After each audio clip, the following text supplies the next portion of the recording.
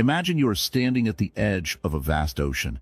The waves crash against the shore, the wind brushes against your face, and for a moment, everything feels still. Yet, inside, your mind is racing, worries, regrets, and endless thoughts pulling you in different directions. You wonder, is there a way to find peace? A way to calm the chaos within? Imagine waking up every morning feeling lost. The routine is the same, checking your phone, rushing through breakfast, dealing with stress at work, and by the end of the day, you feel exhausted. You try to rest, but your mind refuses to slow down. It keeps replaying past mistakes and worrying about the future. You wonder, why does life feel so overwhelming? Imagine sitting in a crowded room, yet feeling completely alone. People talk, laugh, and go about their lives, but you feel disconnected. No matter how much you try to fit in, there's a sense of emptiness that doesn't go away. You ask yourself, why does happiness feel so temporary? Why do moments of joy vanish so quickly? Now, ask yourself, have you ever felt that no matter what you achieve, something still feels missing? Have you ever questioned why some people seem truly at peace while others are constantly struggling? Do you ever wonder if there's a deeper way to live, beyond just chasing success and material things? Let's take a simple example. Think about a time when you desperately wanted something, a new phone, a job, a relationship. You believed that once you had it, you'd be happy. But the moment you got it, the excitement faded. Soon, you started wanting something else. It's an endless cycle. But what if true happiness doesn't come from getting more, but from understanding life differently? Welcome to Wisdom Woven, a place where we explore ideas that can transform the way you think, live, and experience the world. There are so many views on this channel, but only 0.2% subscribe. So, if you find this content valuable, please like, share, comment, and subscribe to our channel. Drop your thoughts in the comments. We'd love to hear from you. Buddhism offers a perspective that has guided millions of people for centuries. It teaches that suffering is not just a part of life, but something that can be understood and managed. The teachings of the Buddha provide a path to inner peace, helping people break free from constant worry, stress, and attachment. But how exactly does this work? At its core, Buddhism is not about worship or blind belief. It's about understanding the mind, recognizing patterns that cause suffering, and learning how to shift our perspective. Imagine being able to control your emotions, to remain calm even in difficult situations, to let go of pain from the past. Buddhism provides practical tools to make this possible. One of the most important lessons in Buddhism is that everything is temporary. Both good and bad moments pass. Yet, most people resist change. They cling to past happiness, fearing loss, or they hold on to pain, unable to move on. This resistance is what creates suffering. But what if you could embrace change instead of fearing it? Another key idea is mindfulness, the ability to be fully present. In modern life, people are constantly distracted, always thinking about the next thing. But imagine if you could truly enjoy a meal, a conversation, a moment of silence, without your mind pulling you elsewhere. Wouldn't life feel richer and more fulfilling? Buddhism also teaches about attachment and desire. The more we chase things, money, success, approval, the more we suffer. But the moment we stop depending on these things for happiness, we feel free. This doesn't mean giving up ambition. It means not letting external things control our emotions. As we continue this journey, we will explore powerful Buddhist teachings that can help reshape the way you experience life. Whether you are searching for peace, clarity, or simply a different perspective, these lessons can make a profound difference. In the next part, we will uncover the truth about suffering, why it exists, and how to overcome it. Stay with us, because this journey has the power to change everything. The Four Noble Truths, understanding life's suffering. Sit with me for a moment. Take a deep breath. Let the world slow down. You have come here searching for something. Perhaps peace, perhaps answers, or maybe just a new way to see life. Whatever brought you here, know this: you are not alone. Every person you meet is carrying something, a burden, a sorrow, a question they cannot answer. Life is not as simple as we wish it to be. One moment, there is joy, a warm sunrise, laughter with a friend, the feeling of success. The next moment, there is pain, a loss, a failure, a disappointment we never saw coming. It happens to everyone. No one is free from suffering. But why? Why must happiness always slip away? Why do problems return no matter how much we try to escape them? Close your eyes for a moment. Think about your own life. Have you ever wondered why no matter how hard you try, suffering never fully disappears? Have you ever thought about why pain exists in the first place? Some say suffering is just bad luck. Others believe it is a punishment. But the truth is much simpler. Suffering is a part of life, and once you understand why it exists, you will no longer be controlled by it. The Buddha, long ago, sat beneath a tree and asked himself the same questions. He saw people struggling, chasing happiness, running from pain, never truly at peace. He wanted to understand why. And through deep wisdom, he discovered something powerful, something that could change the way we see life forever. There are 4 truths about suffering. They are not beliefs. They are not rules. They are simply truths, as real as the ground beneath your feet, as clear as the air you breathe. Once you see them, suffering will no longer be something to fear. It will be something you understand. And when you understand suffering, you begin to free yourself from it. The first truth is simple. Suffering exists. You have felt it. I have felt it. Every person, rich or poor, young or old, has felt it. There is pain and loss, pain and loneliness, pain and failure. Even in happiness, there is suffering, because happiness does not last forever. If you hold on too tightly, you suffer when it fades. This is the nature of life. To deny suffering is to deny reality. But to accept it is the beginning of wisdom. The second truth is just as clear. Suffering has a cause. It does not happen for no reason. It comes from within us, our desires, our attachments, our refusal to accept change. Think about it. Why do we suffer when we lose something? Because we wanted it to stay. Why do we suffer when someone hurts us? Because we expected them to be different. Why do we suffer when life does not go our way? Because we believed it should. Our own minds, our own expectations, create suffering. But here is the secret most people never realize. Suffering can end. It is not permanent. It is not a curse. It is a result of how we see the world. And if we change the way we see, suffering no longer controls us. Imagine carrying a heavy rock for years, believing you have no choice. One day, you realize you can simply put it down. The weight disappears. The pain fades. This is the third truth. Suffering is not something we are trapped in forever. And finally, the fourth truth is the path forward. There is a way to end suffering. The Buddha did not just explain the problem. He offered a solution. He called it the Eightfold Path, a way of living that frees the mind from suffering, a way of seeing that brings peace. But before we walk that path, we must first truly understand suffering itself.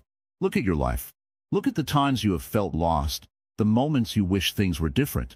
See how suffering is always tied to something, an expectation, a desire, a fear. Once you see this, suffering becomes something you can work with, not something that controls you. Most people try to escape suffering by running toward pleasure. They believe that if they get enough money, love, or success, suffering will disappear. But has it ever worked? Have you ever found lasting peace in these things? Or does the cycle always continue? New desires, new fears, new disappointments? The path to freedom is not found in running away, but in understanding. Imagine you are in a storm, rain pouring down, wind shaking the trees. Most people panic, trying to fight the storm, trying to control what they cannot. But what if you simply stood still, let the rain fall, let the wind pass? The storm will end on its own. This is how suffering works. The more you resist, the stronger it feels. The moment you accept it, it loses its power. Some people believe happiness comes from avoiding suffering. But real peace comes from seeing suffering for what it is, temporary, passing, a part of life, but not life itself. Once you stop fearing suffering, it can no longer control you. As we move forward, we will explore the path that leads to true freedom, the Eightfold Path, a way of living that brings clarity and peace. But before we take that step, sit with these truths. See how they are already present in your life. See how understanding suffering changes your relationship with it. There is no need to rush. Wisdom is not found in speed, but in clarity. For now, just reflect. Let these truths settle in your heart. In the next part, we will begin the journey toward a life free from unnecessary suffering. Stay with me, and let's walk this path together. The Eightfold Path, a guide to right living. Sit down for a moment. Take a deep breath. Let the air fill your lungs, then slowly release it. Feel the tension leave your body. In this moment, there is nothing to chase, nothing to worry about. Just you here now. Life is full of struggles. Some days are easy, but most are not. People wake up with a long list of worries: money, relationships, work, health. The mind races, thinking about the future, regretting the past. And in between, they forget to live. They forget that life is happening right now. But what if there was a way to move through life with a sense of balance? A way to make the right decisions, speak the right words, and live in a way that brings peace instead of stress?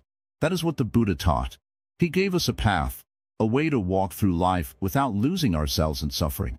Imagine life as a river. Some people fight the current, struggling against the flow, exhausting themselves.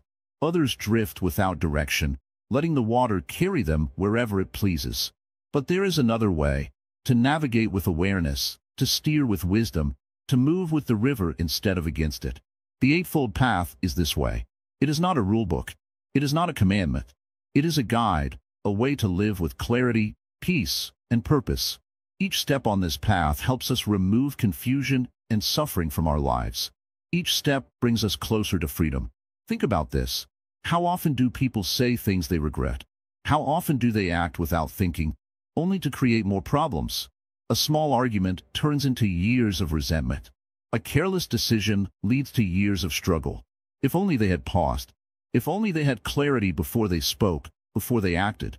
The Eightfold Path teaches us to pause. It teaches us to see things as they really are, without illusion, without wishful thinking. It helps us break free from the cycle of mistakes, suffering, and regret. But walking this path is not about perfection. It is about awareness. It is about making small choices every day that lead to a better life. Imagine waking up in the morning, and instead of rushing into the day, you take a moment. You sit in silence. You set an intention to be mindful of your words, to act with kindness, to make decisions with wisdom. This small moment, this simple awareness, can change the entire day. Now imagine this happening every day. Slowly, the way you see the world changes. The way you react to problems changes. Instead of reacting with anger, you respond with understanding. Instead of chasing things that bring only temporary pleasure, you choose things that bring lasting peace. This is not magic. This is not something only monks can do. This is something anyone can practice, anywhere, at any time. Take a moment and think about your own life. Are you moving through life with awareness? Or are you running on autopilot, reacting without thinking, following habits that bring only stress? Look at the way you speak. Do your words bring peace, or do they create conflict? Look at your actions. Are they making life better, or are they adding to your suffering? Look at your mind. Is it clear, or is it clouded by endless desires and distractions? The Eightfold Path is a mirror. It shows us where we are and where we can be. It helps us remove the noise, the confusion, the unnecessary suffering we create for ourselves. It teaches us that every moment is a chance to make a different choice, a wiser choice. Imagine a person who is lost in a forest. They have no map, no guide. They walk in circles, making the same mistakes, falling into the same traps. This is how most people live, repeating the same patterns, suffering in the same ways, never realizing that there is a way out. Now imagine that same person finding a path, a clear way forward, a direction, a purpose, the relief, the clarity, the sense of freedom. This is what the Eightfold Path offers, a way out of confusion, a way toward wisdom. But here is the truth. This path is not about reaching a final destination. It is about the journey itself. It is about walking with awareness, with mindfulness, with understanding. It is about learning, growing, and finding peace in the present moment. Most people think happiness is something they will find someday, after they get the right job, the right relationship, the right amount of money. But happiness is not in the future. It is here, now, in this moment. It is in the way you speak, the way you think, the way you move through the world. So ask yourself, how are you living? Are you walking through life with wisdom, or are you lost in distractions? Are you speaking words that heal, or words that hurt? Are you making choices that bring peace, or choices that create more suffering? The Buddha never forced anyone to follow this path. He simply showed the way. The choice to walk it is yours. Sit comfortably. Take a deep breath. Feel the air filling your lungs. Now, slowly exhale. Let go of the tension. Let go of the rushing thoughts. Be here. Be present. Do you ever feel like your mind is always running?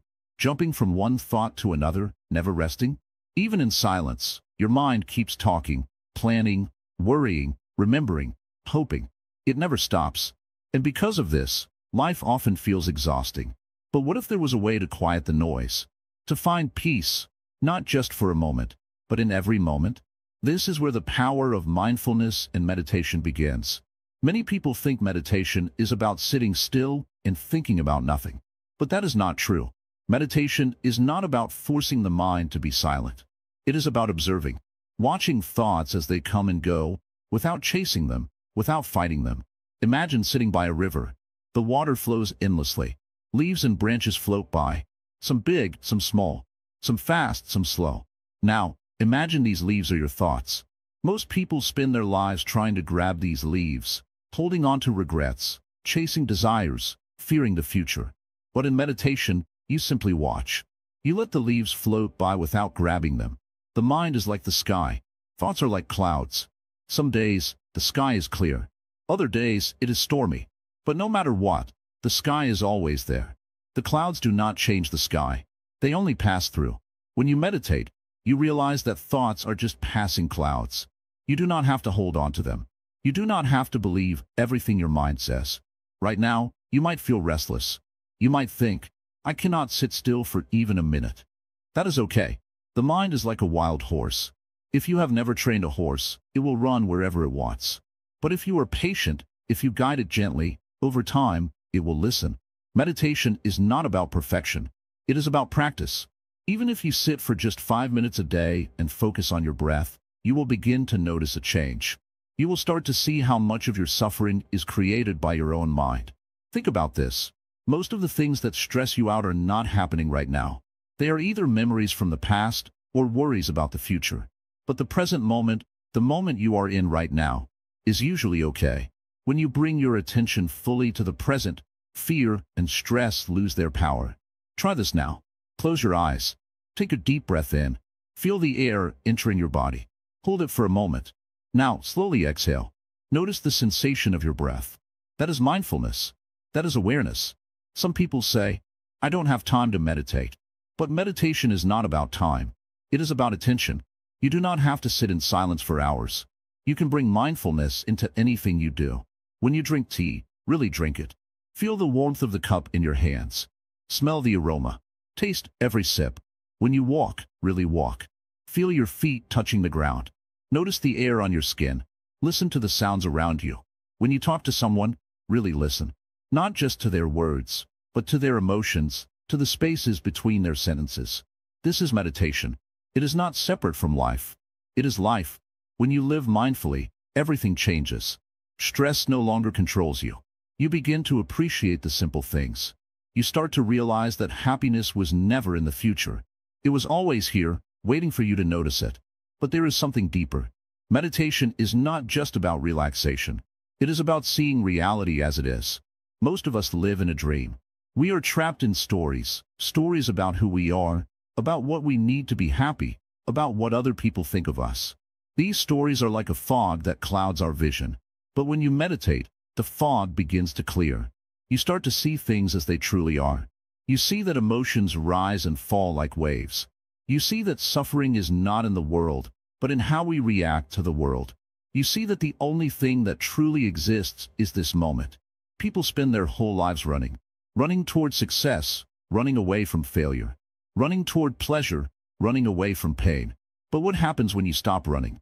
What happens when you just sit, breathe, and be? You discover something incredible. You discover that peace was never something you had to chase. It was always inside you. It was just covered by noise. This is why the Buddha taught meditation, not as an escape, but as a way to wake up, a way to see clearly, a way to find true freedom.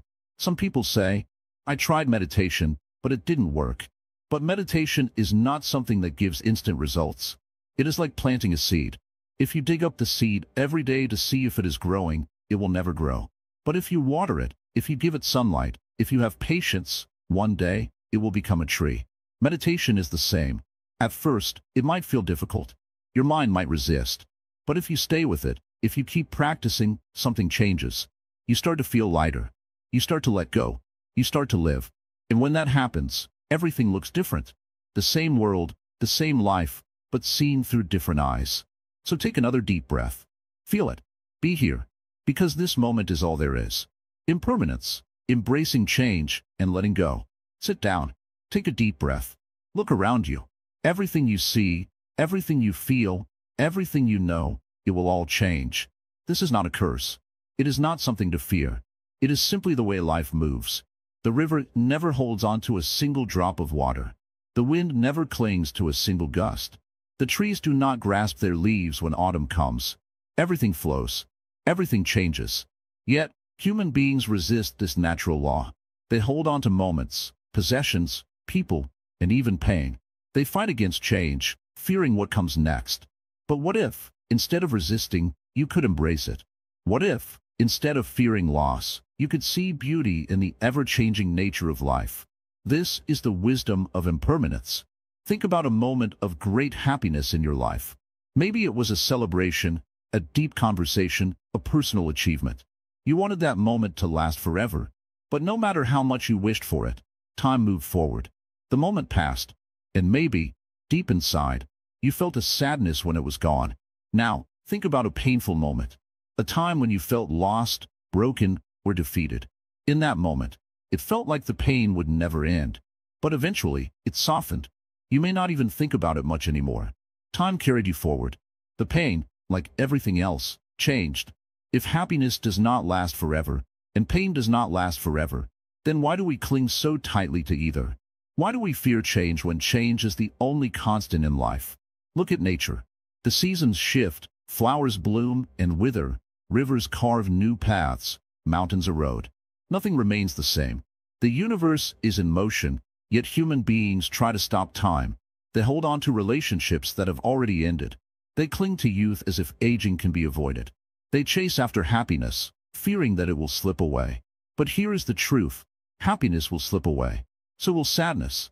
So will every moment, every possession, every experience. And that is not a reason to despair. It is a reason to be present, to enjoy each moment fully, without trying to trap it in time, to appreciate beauty without needing to possess it, to love people without fearing their departure. Think of a child playing in the sand. They build a castle with excitement, knowing that the waves will wash it away. They do not cry when it disappears. They do not fight the ocean. They laugh, they build again, they enjoy the moment. The child understands something that most adults forget. Everything is temporary, and that is okay. Impermanence teaches us how to let go, not by forcing ourselves to stop caring, but by understanding that clinging only brings suffering. When we attach ourselves to something, we set ourselves up for pain, because eventually it will change. The more tightly we hold on, the more painful it feels when it slips away. Think of a hand gripping a rope. The tighter you hold, the more it cuts into your skin. The more you resist, the more it burns. But the moment you loosen your grip, the pain fades. The rope is still there, but it no longer hurts you. That is how life works. When you stop clinging, you stop suffering. Does this mean you should not love? Not chase dreams? Not enjoy life? No, it means you should love without fear, chase dreams without attachment, and enjoy life without needing to control it. To love someone is beautiful, but to fear losing them is suffering. To work towards a goal is powerful, but to believe that happiness depends on success is suffering. Impermanence does not mean indifference. It does not mean giving up. It means flowing with life instead of fighting it. It means appreciating people while they are here instead of mourning them before they are gone. It means enjoying moments fully instead of fearing their end. It means understanding that every goodbye is also a beginning. Consider a tree in autumn. Its leaves turn golden, then fall to the ground. The tree does not panic.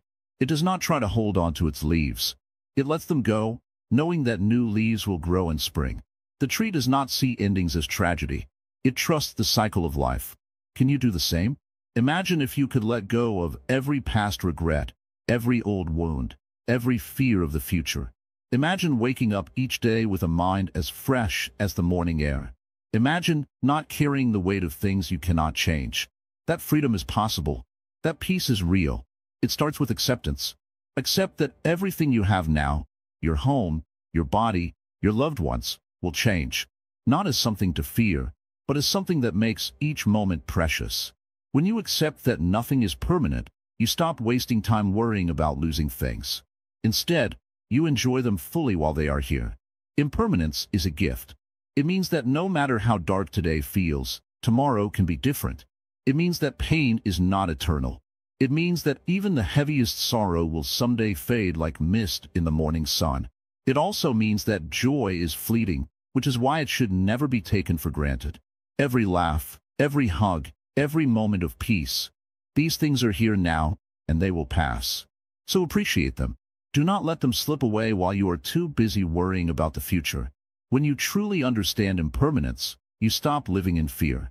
You stop trying to hold on to things that are meant to change. You start moving with the flow of life, like a river that does not fight the current but embraces the journey. So ask yourself, what are you holding on to? What past pain? What future fear? What fading moment are you gripping so tightly that it is causing you suffering? And what would happen if you simply let go? Let go, not to lose, but to be free. Let go, not to forget, but to move forward. Let go, not to stop caring, but to start living. Life is happening right now. This moment is already slipping away. Do not waste it clinging to something that is already gone. Do not waste it fearing what has not yet arrived. Be here now. Breathe. Feel. Live. And when change comes, as it always will, smile.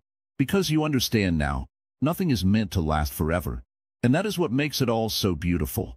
Karma and rebirth, the law of cause and effect. Sit with me for a moment. Breathe in. Feel the air fill your lungs. Breathe out. Let go of any tension you are holding. Now, listen carefully, because what I am about to tell you is something that has shaped the lives of millions for thousands of years. Everything you do matters. Every thought, every word, every action, it all leaves an imprint. Some call it fate, some call it luck. But in Buddhism, we call it karma. Not as a superstition, not as a punishment, but as a law of nature. Just as a seed grows into a tree, your actions grow into the results you see in your life. Think of a farmer planting seeds in a field. If he plants mango seeds, he will get mango trees. If he plants thorns, he cannot expect sweet fruits. This is karma. It is not about instant rewards or punishments. It is about the energy you put into the world and the energy that comes back to you. Some effects come quickly. Others take years. Some even carry over beyond this life. Yes, beyond this life. Because karma is not bound by the years you spend in this body. Your existence is like a river, flowing continuously, never stopping. What you were yesterday affects who you are today, and what you do today shapes who you will become tomorrow. But this tomorrow is not just the next day. It could be the next life. Some people ask, how can I know that rebirth is real?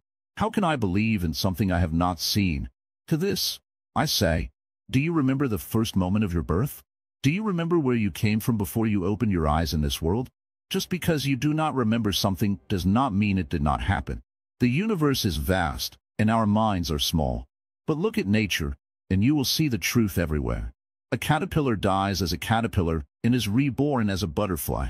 A drop of water rises as mist, then falls as rain, then becomes a river. Nothing truly ends, it only changes form. The same is true for you.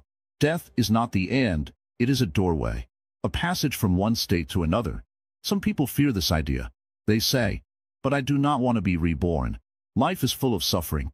Will I have to keep suffering forever? No, that is the beauty of karma. It gives you the power to shape your future. If your actions are wise, if your heart is pure, if your mind is free from hatred and greed, then the life ahead of you will reflect that. You are the artist. Your actions are the brush. Karma is the canvas. But here is the danger. Most people live without awareness. They act without thinking. They speak without care. They hold on to anger, jealousy, and selfishness, not realizing that they are shaping their own suffering. A man who cheats others will one day find himself surrounded by liars. A woman who spreads kindness will find kindness returning to her in unexpected ways. This is not magic. It is the natural law of existence. And what about those who suffer, even though they have done no wrong? What about the innocent child born into hardship? What about the good-hearted person who faces endless struggles? Some say, this is unfair. How can karma be real if bad things happen to good people? But karma is not limited to one lifetime. Some effects come from past lives, carrying over like ripples in a great ocean. If you throw a stone into a lake, do the ripples stop immediately? No, they continue, moving outward. Karma works the same way. This does not mean you are powerless. The past may have shaped the present, but the present shapes the future. What you do now, at this very moment, can change the course of your existence. Imagine a boat drifting towards a waterfall. If the person rowing does nothing, the boat will continue forward. But if he takes action, if he steers the boat, he can change direction. The same is true for your life. Many people spend their days blaming others, complaining about their circumstances, waiting for luck to change. But waiting does nothing. Complaining does nothing. Blaming does nothing. The only way to change your destiny is to change yourself. This is why the Buddha taught mindfulness, wisdom, and compassion, not as religious rituals, but as tools to rewrite your karma. Imagine two men walking in a storm. One curses the rain, blames the sky, and refuses to move forward. The other takes out an umbrella and keeps walking. The storm is the same for both, but their choices shape their experience.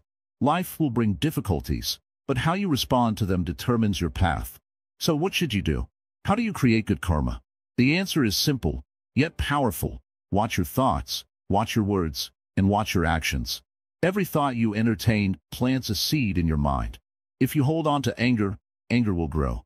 If you cultivate patience, patience will grow. If you nurture gratitude, you will find reasons to be grateful every day. Your words shape your relationships. A kind word can heal a wounded heart. A harsh word can destroy years of trust. Speak with awareness, and you will see how your world transforms. And of course, your actions. Every small deed matters. Helping a stranger, forgiving someone who hurt you, choosing honesty over lies, walking away from harm, all these things shape the energy you carry. They create ripples that will return to you, in this life and beyond. Some people think karma is about punishment, but it is not. It is about learning. If you touch fire, it burns. Not to punish you, but to teach you. If you fall, it hurts. Not to punish you, but to show you how to walk carefully. Karma is the great teacher of life. It does not seek revenge. It seeks balance. It seeks wisdom. And remember this, karma is not just about individuals.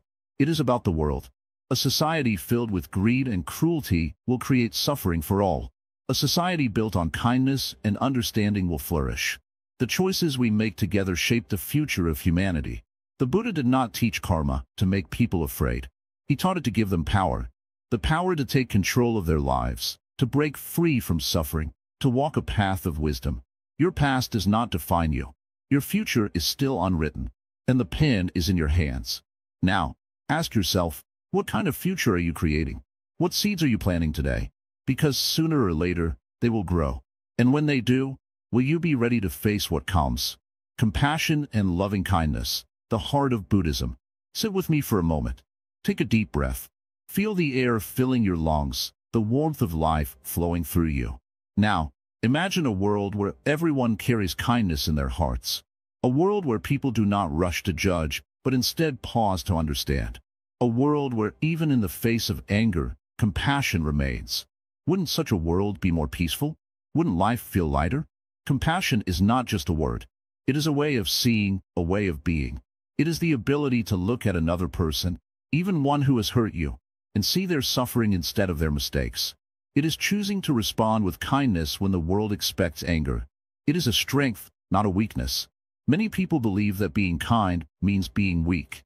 They think that if you forgive too much, if you care too deeply, others will take advantage of you. But tell me, who is stronger, the one who loses control in anger, or the one who remains calm? Who is more powerful, the one who seeks revenge, or the one who walks away in peace? True strength is found in those who master their emotions, not those who are controlled by them. If a person insults you, what do? Do you react immediately, throwing words like weapons? Or do you pause, breathe, and see beyond the insult? A person who insults is often carrying pain within them. They might not even realize it, but their anger is not truly meant for you. It is their suffering speaking. If you respond with more anger, you add fuel to their fire. But if you respond with understanding, the fire begins to fade. A wise man once said, "Holding on to anger is like drinking poison and expecting the other person to die." Think about this. When you hold a grudge, who suffers? The person who wronged you may not even remember what they did. But you carry the weight of that pain every day. You replay the moment in your mind, feeling the same anger over and over again. It is like keeping a wound open instead of letting it heal. Compassion does not mean you allow people to harm you. It does not mean you say yes when you need to say no. It simply means you do not let hatred live in your heart. You choose to understand instead of condemn. You let go instead of holding on. Now, let me tell you a story.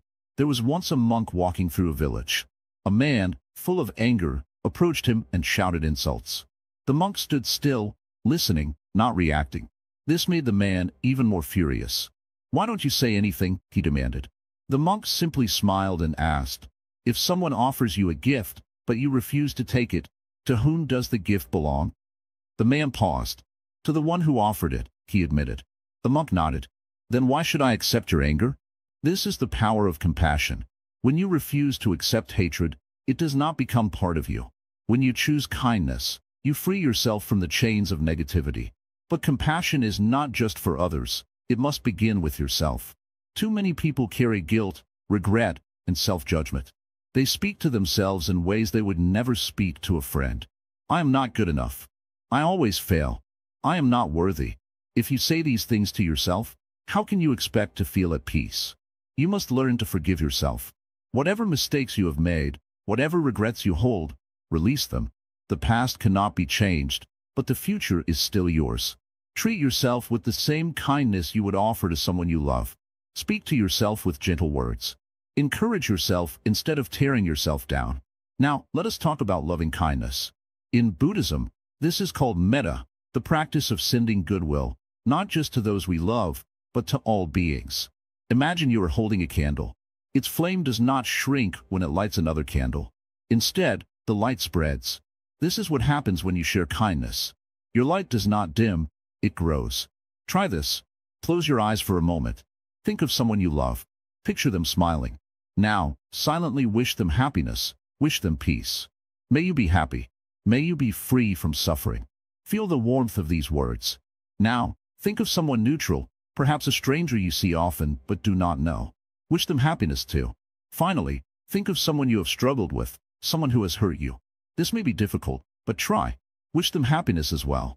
Not because they deserve it more than you, but because releasing anger frees your own heart. When you practice loving kindness, you transform not only your own life, but the lives of those around you. A single act of kindness can ripple outward in ways you cannot imagine. A smile, a kind word, a moment of patience, it all matters. Think of the world today. People are divided. Anger spreads easily. Everyone is in a rush, and few stop to truly listen. But imagine if, just for a moment, we all chose kindness over judgment, patience over irritation, love over indifference. The world would change. And here is a secret. When you give kindness, it always comes back. Maybe not immediately, maybe not in the way you expect, but the energy you put into the world shapes the life you live. When you help others, life helps you. When you fill your heart with love, love finds its way back to you. So, as you move forward, carry compassion with you. Let go of grudges. Speak kindly, both to yourself and to others. Offer love without expecting anything in return. Not because the world is perfect, but because kindness is what makes it worth living in. In the next part, we will explore the middle way, the balance between extremes, the path that leads to true peace. Stay on this journey, because understanding this could change everything. The middle way, balancing extremes in life. Life is full of opposites. Joy and sorrow, success and failure, attachment and detachment. People often swing between extremes, chasing pleasure, then avoiding pain. They either cling too tightly to things or try to push them away completely. But what if there was another way? A path that does not demand suffering or blind indulgence. This is the essence of the middle way. Imagine a person who works endlessly, believing that success will bring happiness. They sacrifice sleep, health, and relationships, thinking that once they achieve their goal, they will finally feel at peace. But when they reach their destination, they only find exhaustion. The happiness they expected does not arrive. Instead, they feel empty, wondering what went wrong. Now, imagine another person who gives up everything, believing that true happiness comes from having no attachments. They reject comfort, avoid people, and deny themselves any form of pleasure. But soon, they find that even in isolation, their mind still craves something. They feel restless, lost in their own thoughts. Neither of these paths bring real peace. One leads to burnout, the other to emptiness. The Buddha understood this long ago. He saw that human beings often live in extremes, either drowning in desires or running away from them. He discovered that the best way forward is balance. Not too much, not too little. This is the middle way. The middle way is not about avoiding all pleasures, nor is it about rejecting discipline. It means living with awareness, making choices that nourish both the body and the mind. It means enjoying the good things in life without becoming a slave to them. It also means facing difficulties without letting them destroy your inner peace. Think about food. If a person eats too much, they feel heavy, lazy, and unwell. If they eat too little, they feel weak, dizzy, and deprived. But if they eat just enough, they feel nourished, energized, and satisfied. This is balance. The same rule applies to every part of life. The middle way teaches that suffering comes from imbalance. When people cling too tightly to something, money, relationships, opinions, they create tension. But when they avoid everything, they create emptiness. Peace comes when they find the space between holding on and letting go. Look at nature. The river flows because it is neither completely still nor completely wild.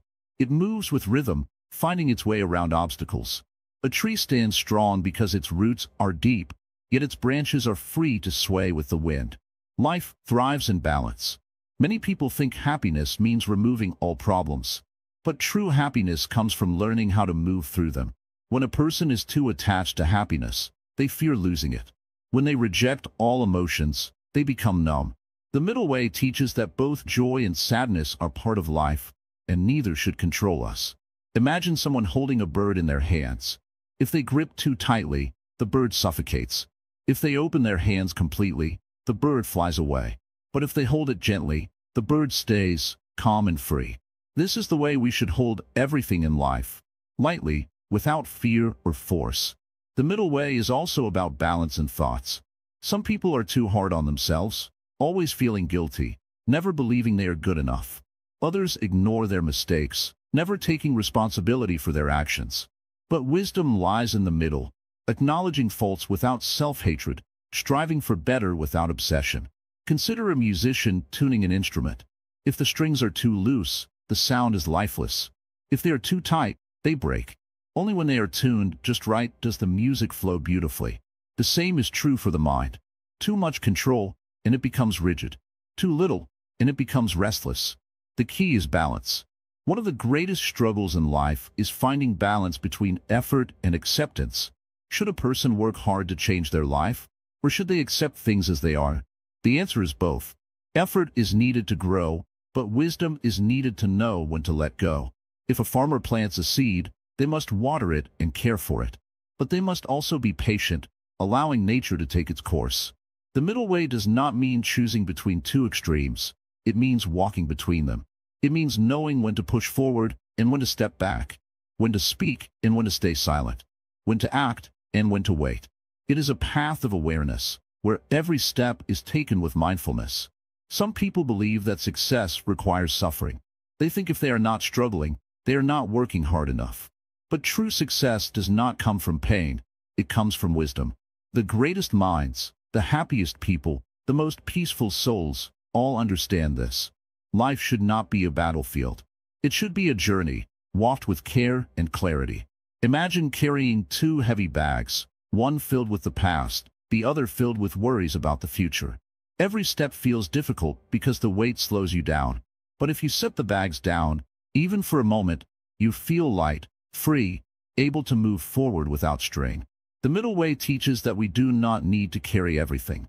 Some things can be let go. Many people believe they must choose between spirituality and daily life, as if they are separate paths. But the middle way teaches that true wisdom is not found in temples or in busy streets. It is found in the way we live each moment. A person can be mindful while working, peaceful while speaking, kind while making decisions. Enlightenment is not an escape from life. It is a way of living it fully. The world moves in cycles. The sun rises, then sets. The tides come in, then go out. There is night, then day. Everything exists in a rhythm of balance. Those who follow the middle way learn to move with life, not against it. They learn to dance between effort and surrender, strength and softness, wisdom and kindness. The middle way is not a rule. It is not a command. It is an invitation to live with ease, to walk with awareness, to let go of extremes and find peace in the center. It is not a path of sacrifice or indulgence, but of understanding. At every moment, life gives a choice, to hold on too tightly or to let go completely.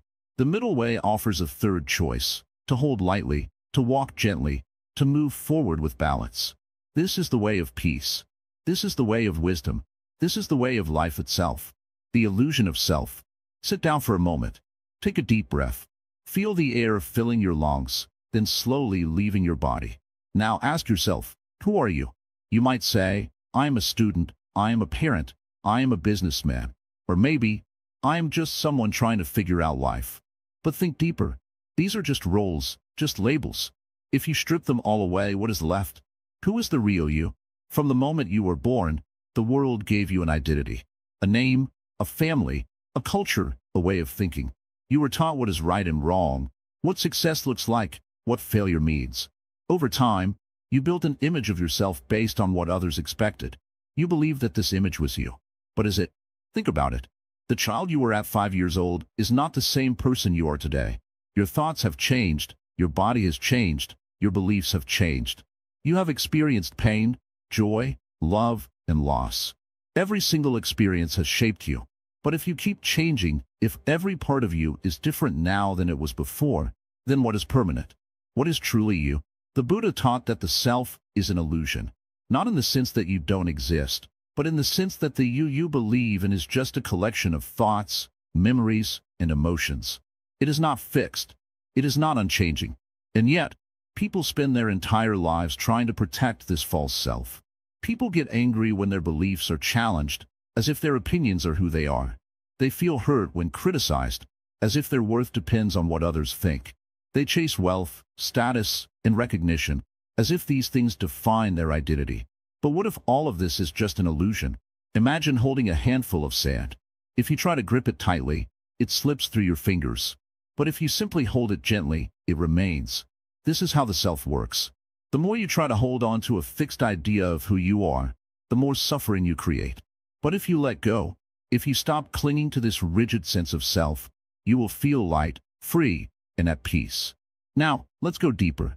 Think about the times you felt completely lost. Maybe it was after a breakup. Maybe it was when you failed at something you worked hard for. Maybe it was when you looked in the mirror one day and didn't recognize the person staring back.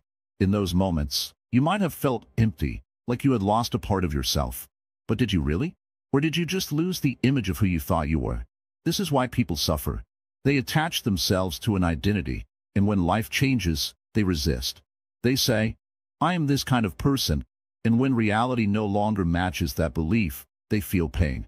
A person who builds their whole identity around being successful will feel destroyed when they fail. A person who believes they are always kind will struggle to accept moments of anger or frustration. But what if you could let go of this illusion? What if you stopped defining yourself so rigidly? Imagine a river. The water is never still. It flows, it moves, it changes. It does not fight against the rocks in its path. It simply moves around them. It does not try to hold on to a single shape. It embraces change. This is how life should be. You are not a solid, unchanging thing. You are a river. You are always moving, always evolving. Once you understand this, life becomes lighter. You stop taking things so personally. You stop trying to control every outcome. You stop fearing change, because you realize there was never a fixed you to begin with. Now, think about your thoughts. They come and go like clouds in the sky. Some are bright and hopeful, others are dark and heavy. But just as the sky remains untouched by the passing clouds, your true self is untouched by your thoughts. You are not your fears, not your doubts, not your regrets. These are just passing clouds.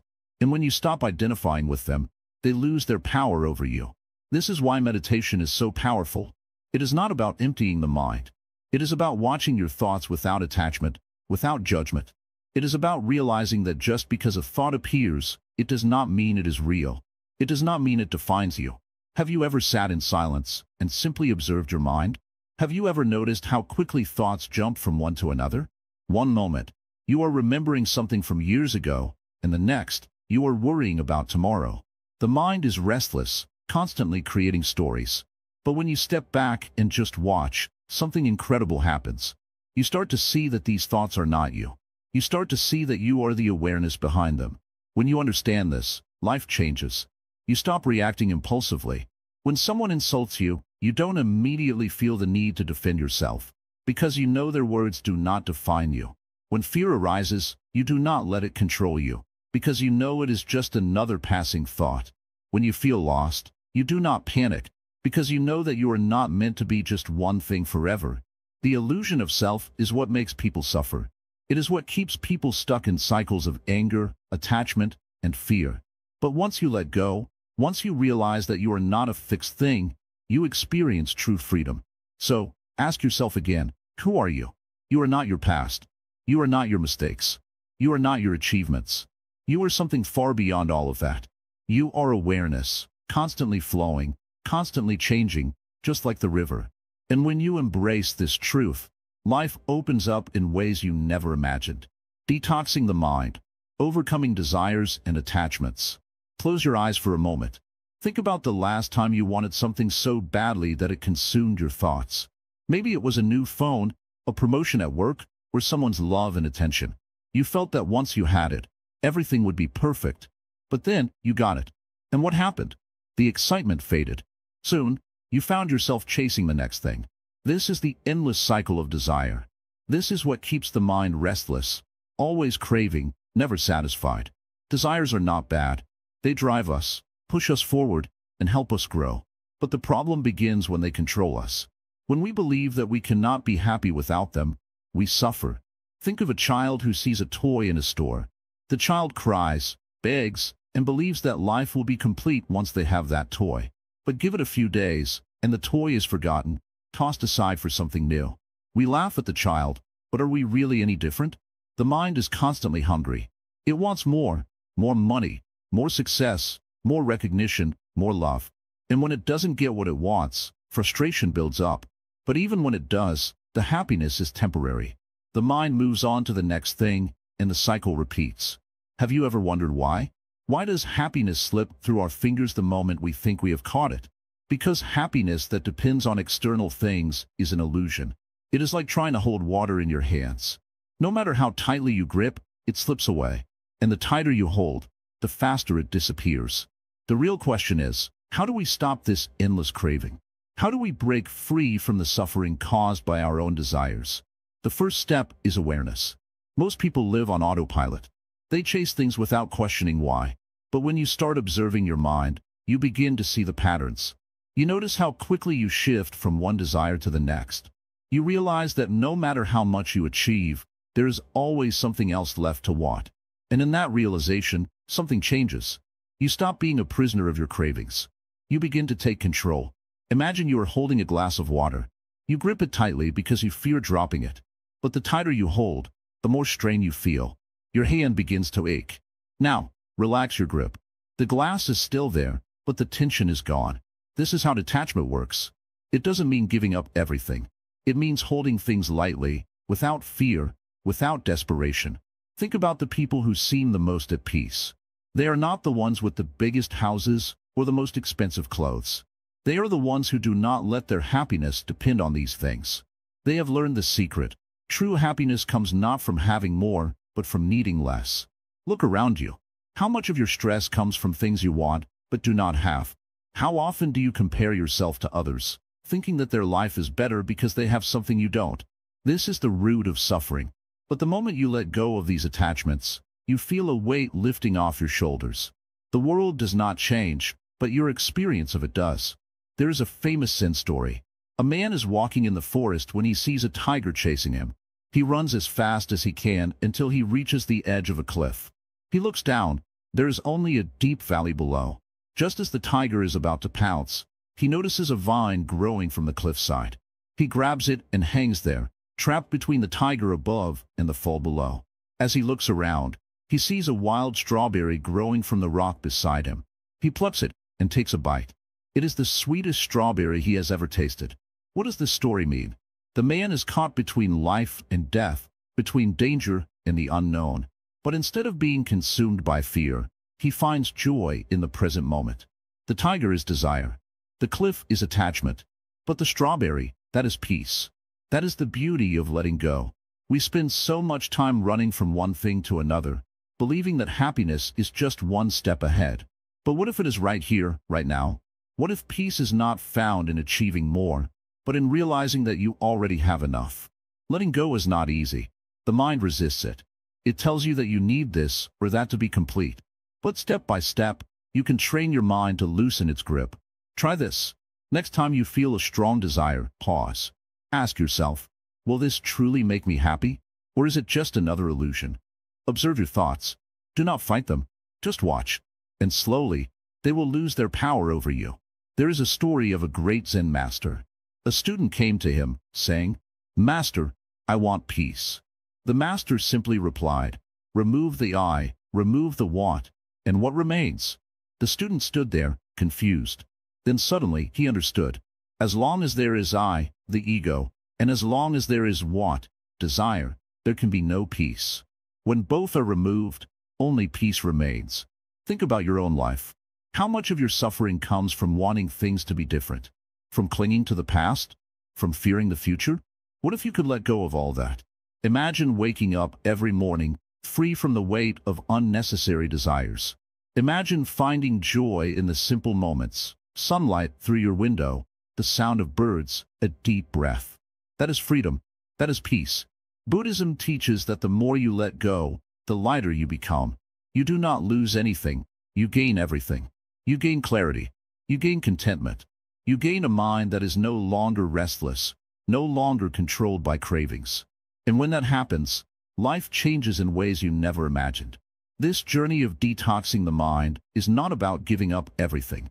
It is about finding a new way to live, one that is lighter, freer, and more peaceful. The next time you find yourself caught in desire, remember the man with the strawberry. Remember that happiness is not in what you chase, but in what you notice, in what you appreciate, in what you let go.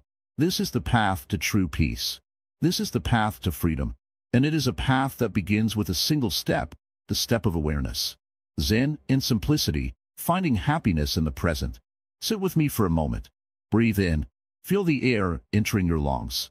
Now breathe out. Let go of everything for just a second. No past, no future. Just this moment. Most people spend their entire lives searching for happiness, but they look in all the wrong places. They chase success, wealth, approval, and possessions, thinking that once they have enough, they will finally feel at peace. But the truth is, peace is not found in things. It is found in presence. Look around you. What do you see? Perhaps you see a cluttered room, a phone screen full of notifications, or a to-do list that never ends. The modern world is full of distractions, always pulling you in different directions. It fills your mind with noise, with desires, with worries about things that may never even happen. But Zen teaches something different. It teaches the beauty of simplicity. Imagine a river flowing gently through the mountains. It does not rush. It does not force. It moves naturally, effortlessly, without resistance. This is the way of Zen. Life is not meant to be a struggle. Yet, most people fight against it, trying to control everything, trying to hold on to things that are already slipping through their fingers. Have you ever noticed how children find joy in the simplest things? A butterfly, a puddle of water, a leaf falling from a tree. They do not need expensive things to be happy. They simply exist, and in that existence, they find wonder.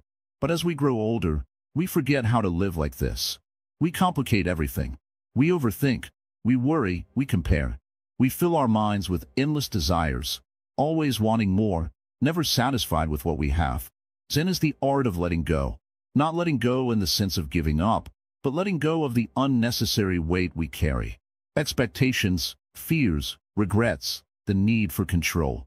Imagine walking through life with a heavy bag on your shoulders.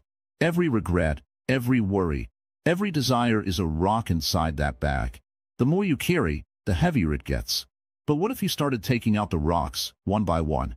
What if you lightened the load? How free would you feel? The present moment is all there is. The past is gone, no longer in your hands. The future has not yet arrived. Yet, most people spend their time either stuck in memories or lost in dreams of what could be. But Zen teaches that life is happening right now, in this very breath, in this very heartbeat. Have you ever eaten a meal without really tasting it? Your mind was somewhere else, thinking about work, about problems, about tomorrow. But what if you could truly taste the food, feel its texture, appreciate its warmth? Have you ever spoken to someone without truly listening?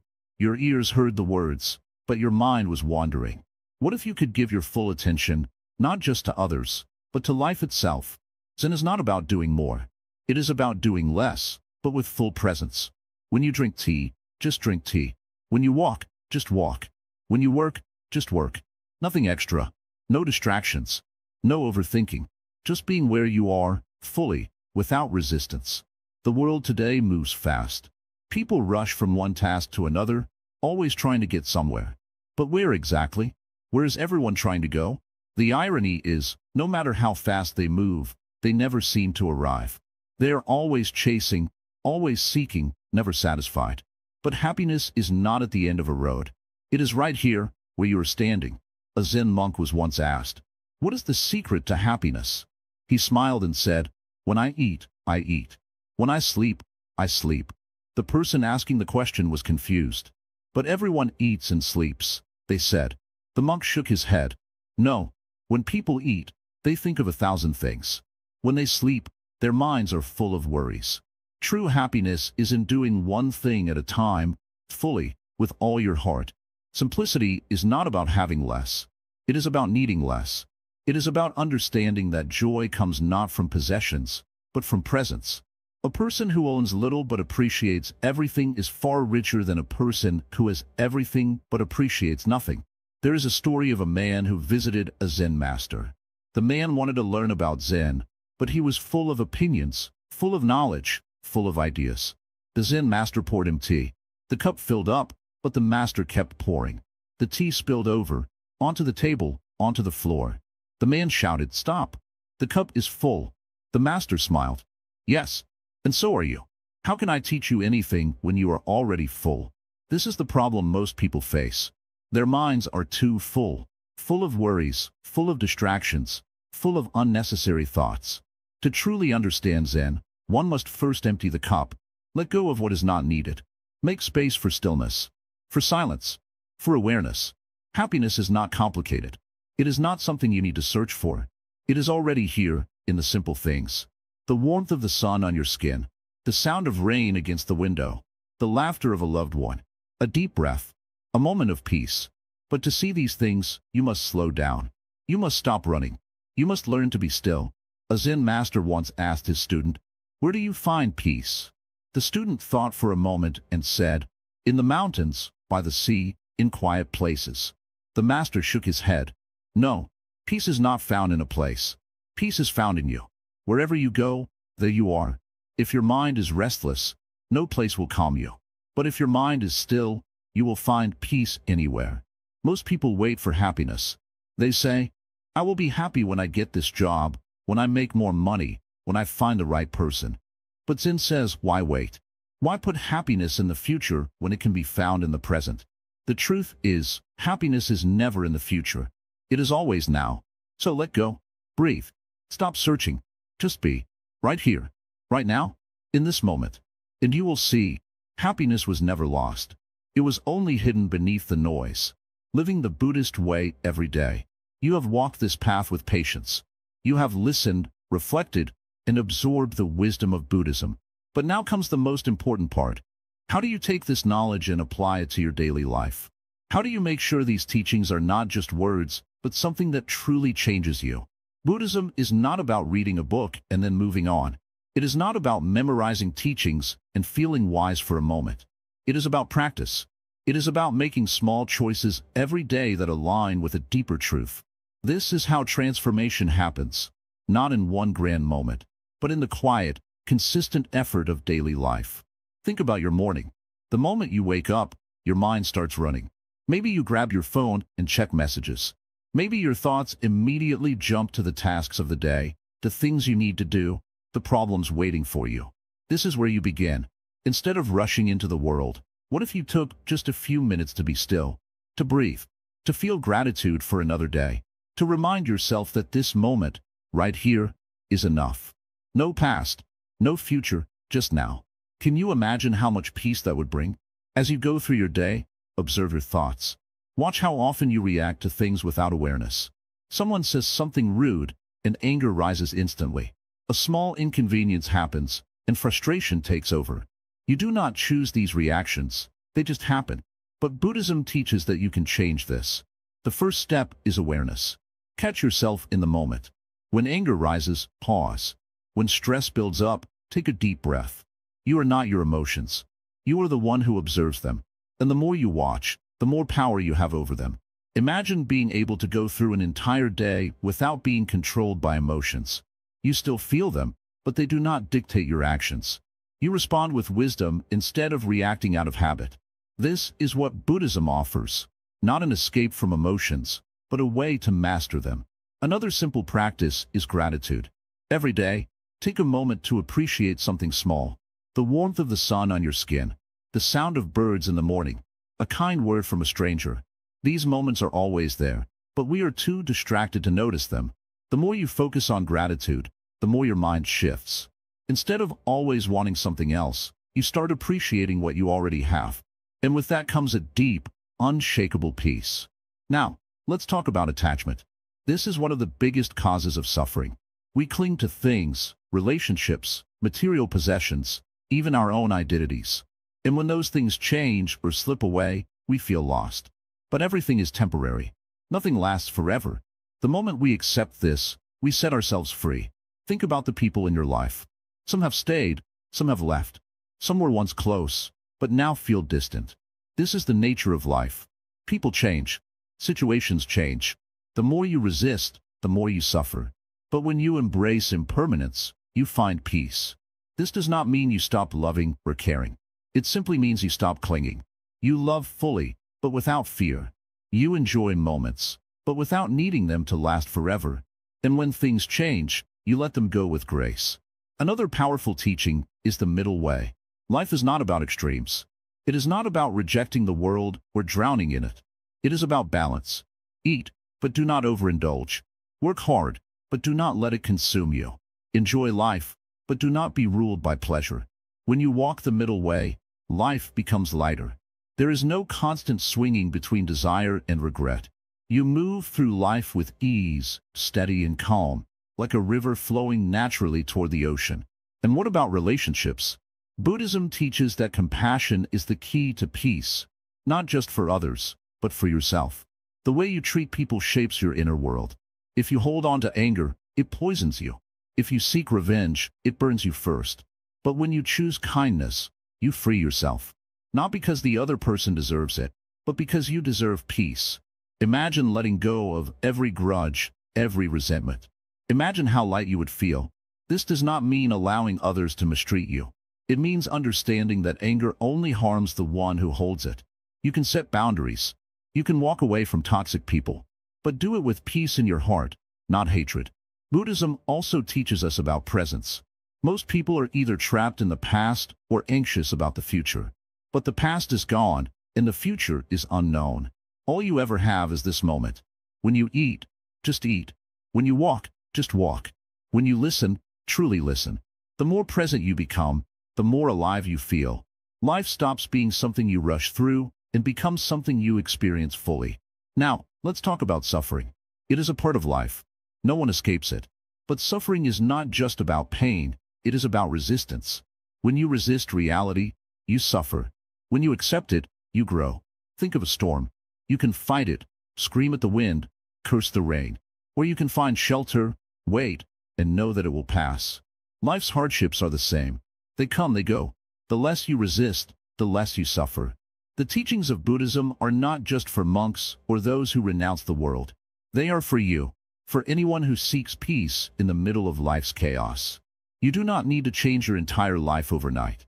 You just need to start. One breath at a time, one thought at a time, one small change at a time. This path is not about perfection. You will still get angry. You will still feel fear. But each time, you will remember, you have a choice. You are not a prisoner of your mind. You are its master.